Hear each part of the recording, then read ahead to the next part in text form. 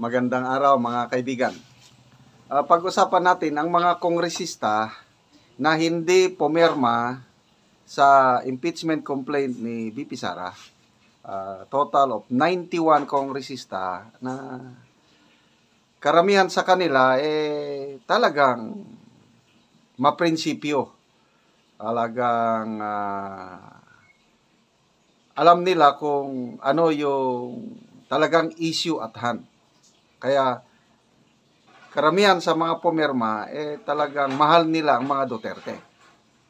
Kaya lang may mga pumirma na alanganin. Okay? Hindi sila pumirma. But hindi nangangahulugan na pabor sila kay VP Sara. So, nakakapagtaka, bakit hindi sila pumirma? So, yun ang talakayin natin. Klaro, sa kanilang mga recent statements, anti-Duterte sila. So, expected na dapat pumirma sila sa impeachment. Nakakapagtaka, bakit hindi sila pumirma? So, sino-sino itong mga kongresista na hindi pumirma at nakakapagtaka ang kanilang dahilan. Okay, unahin natin sa party list. Si Congressman Erwin Tulfo. Alalay ito ni Speaker Martin Romualdez. Nagsalita minsan si Congressman Erwin Tulfo. There is a preponderance, yung dami ng ebidensya na dapat na siyang ma-impeach. May ganyang statement siya So, talagang yung mga previous statements niya, gusto niyang ma-impeach si VP Sara. Nakakapagtaka dito sa listahan na inilabas ni ArcLight. I hope tama itong listahan na inilabas, pinos ni ArcLight.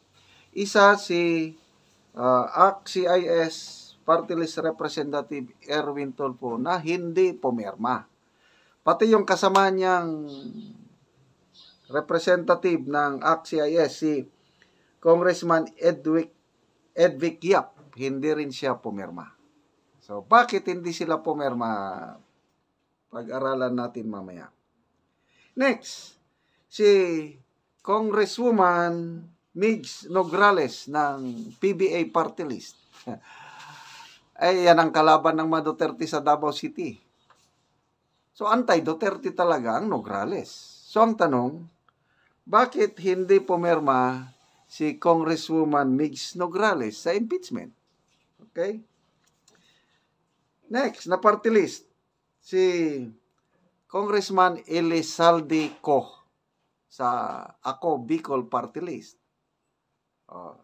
Siya yung chairman, dating chairman ng Committee on Appropriations sa Kamara. Noted na close ally ni Speaker Martin Romualdez. Marami siyang pronouncement na hindi maganda kay VP Sara. So, bakit hindi siya pumirma sa impeachment complaint? Then, ito ba? Si Bonifacio Busita, One Rider Party List. Kitang-kita ang pag-attend ni Congressman Colonel Busita sa January 31 rally na nananawagan na i-impeach si VP Sara. So, ito ngayon, hindi siya pumirma. Bakit pa siya mag-attend ng rally calling for the impeachment of VP Sara, tapos pagdating sa pirmahan, hindi siya pumirma? Okay, meron pa. Mga regular congressman o congresswomen sa Luzon, ang pamilyang Revilla. Okay? Sa Cavite, Ramon Jolo Revilla III. Lani Mercado Revilla, Cavite. So, Lani Mercado, asawa ni Senator Revilla. Ramon Jolo, anak. Klaro kayo, ang mga Revilla pro Marcos. So, nakakapagtaka, bakit hindi sila pumirma? Then next, Marie Bernadette Escudero, Sorsogon. Escudero, Senate President. Bakit hindi pumirma? Joey Sarte Salceda Albay. Malapit ito kay Speaker Martin Romualdez. Hindi na pumirma. Ito, klaro. Angelo Marcos Barba, Ilocos Norte. Barba, yung babaeng kapatid ni late President Marcos Sr. So, ito si Angelo Marcos Barba, siguro anak ni Mrs. Barba. Ilocos Norte. Marcos. Bakit hindi pumirma? So, yun ang tanong. Bakit hindi sila pumirma?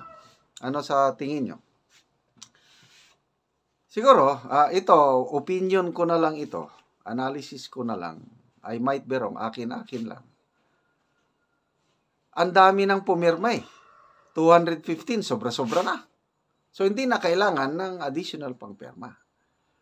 So, posible na tinatawag na playing safe. Kasi nga, baka,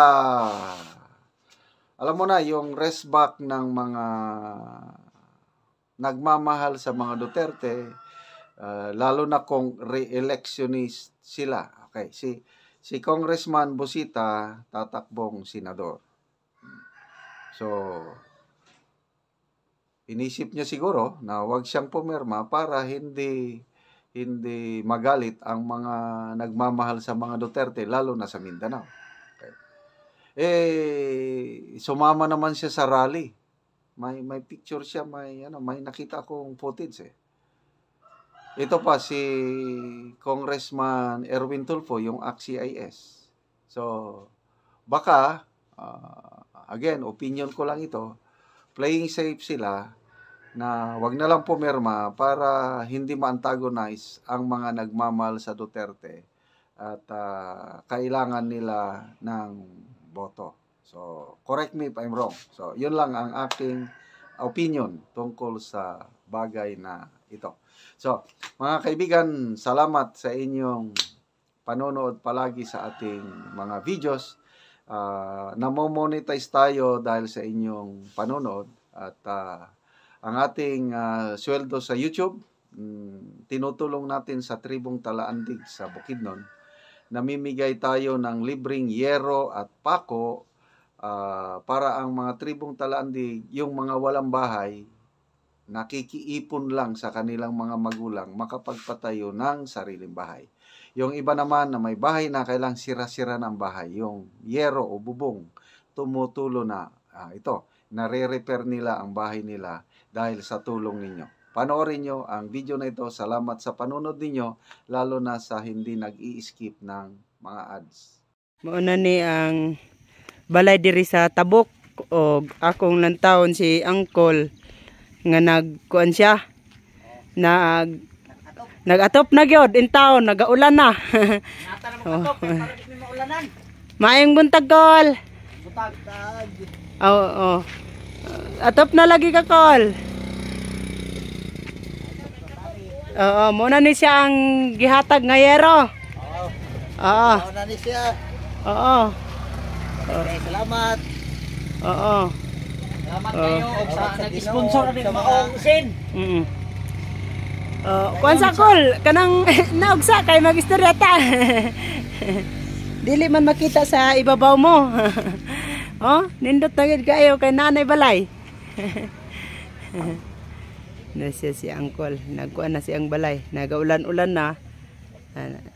Kuan gyapon siya, naningkamot nga makaatop na. Unsa may kuan nimo Kol, ika-istorya karon nga naa na yero nga nakahatag sa imo ha? Isa. Tama.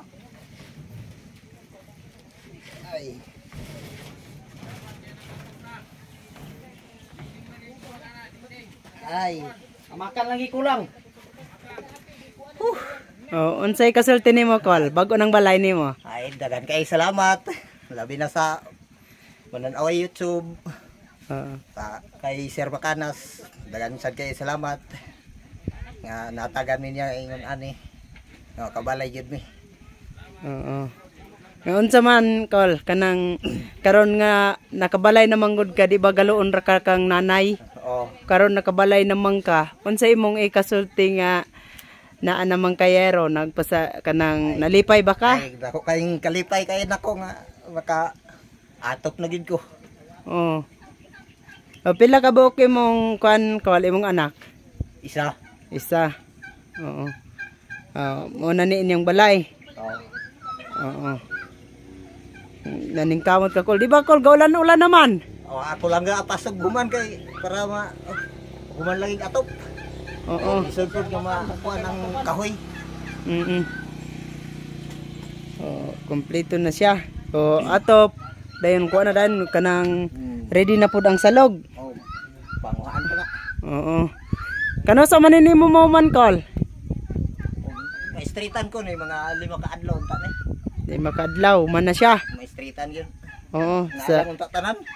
Oo. Apil na ang salog ana dingding. Oh, dingding. Oo. Nalang unta tanan.